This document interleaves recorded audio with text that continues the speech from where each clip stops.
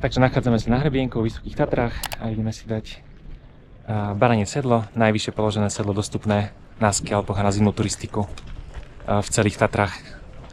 Uvidíme, aké sú podmienky, je už jar, svieti slniečko, hore bude snad nejaký sneh. Poďme.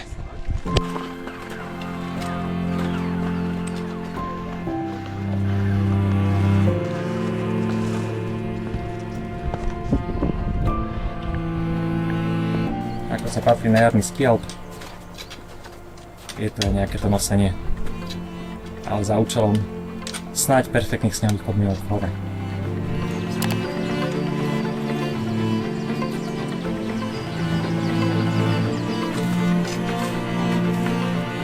Nad Zámkovskou chatou to ide pekne už aj na pásoch a odkrývajú sa nám takéto pekné výhľady na Pánov Studenú dolinu.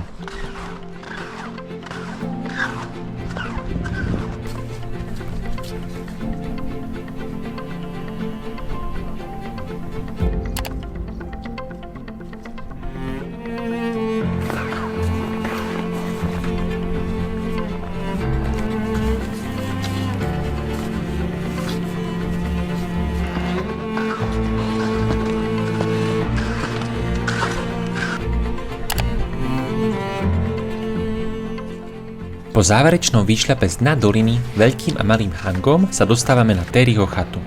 Je otvorená celoročne a je preto veľmi obľúbeným cieľom na turistiku či ski Alp aj v zime. Z Terryho chaty sú populárne najmä dva prechody, a to cez priečné sedlo do Veľkej Studenej doliny so zbojnickou chatou a cez baranie sedlo do Veľkej Zmrzlej doliny a na chatu pri Zelenom plese. My dnes volíme práve túto variantu. Zaujímavosťou či paradoxom je, že prechod cez baranie sedlo je v Tatranskom národnom parku otvorený len počas zimnej sezóny od 15. decembra do 15. apríla, v lete tu žiaden značený chodník nevedie.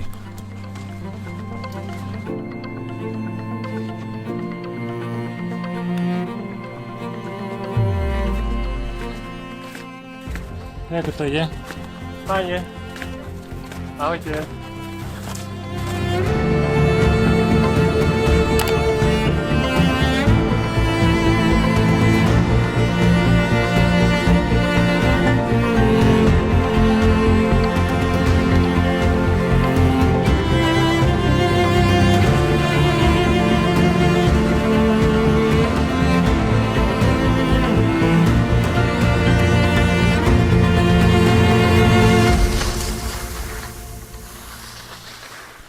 Tak a záver do baranieho sedla už len pekne na mačkách s lyžiami na chrbte. Už len to dobojovať.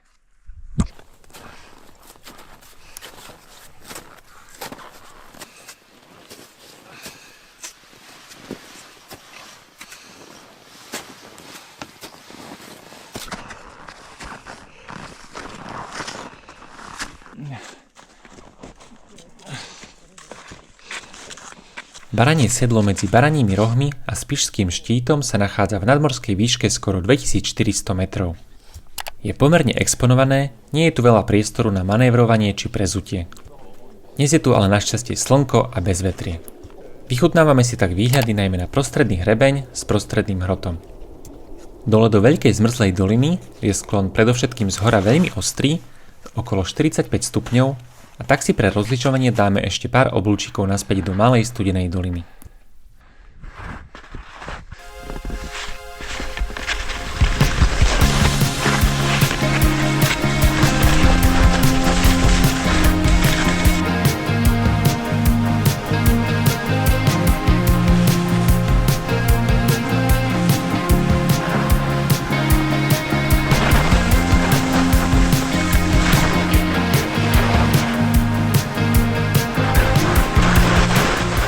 Po cvičnej jazde a vyšľape naspäť do sedla nás už čaká naozaj lyžovačka snov.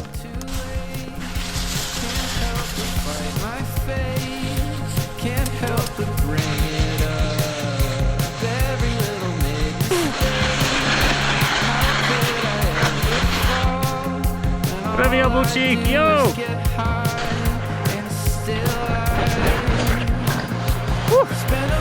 Ráta to!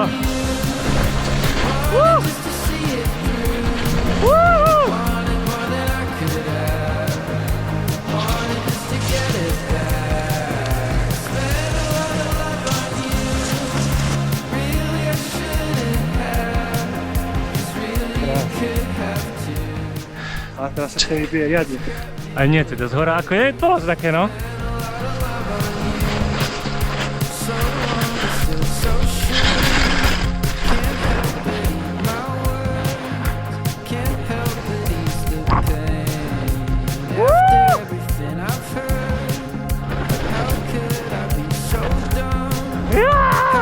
Prepač, skoro som čakal ísť mobil. Ježiš, to bolo krásne.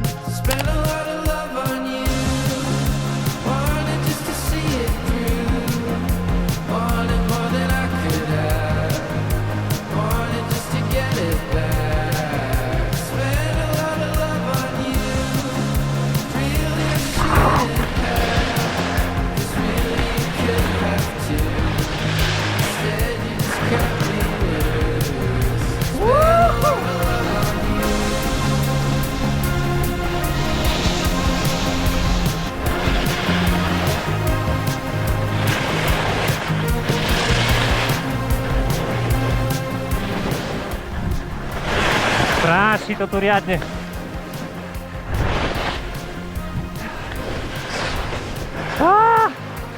Wow. Nemá konca.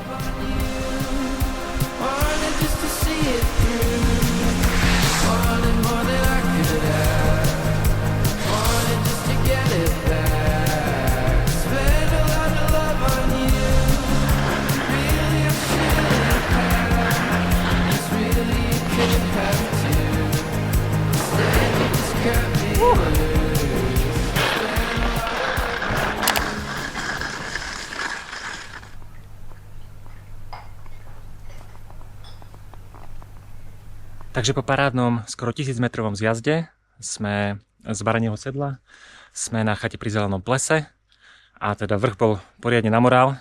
Prvý oblúčik dalo zabrať psychike urobiť, ale zvyšok bola paráda, tvrdé, na tom trošku aj prašanú, takže paráda lyžovačka krásne týmto svahom. Ale ešte nás čaká teda dlhých 8-9 km k ceste. Poďme.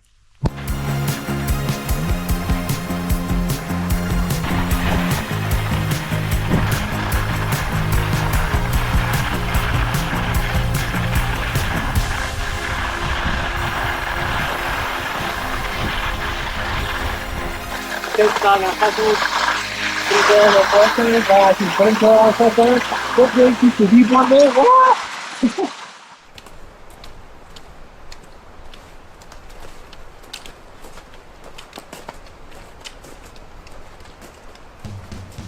Prechod cez Baranie Sedlo je skialpová klasika vo Vysokých Tatrách.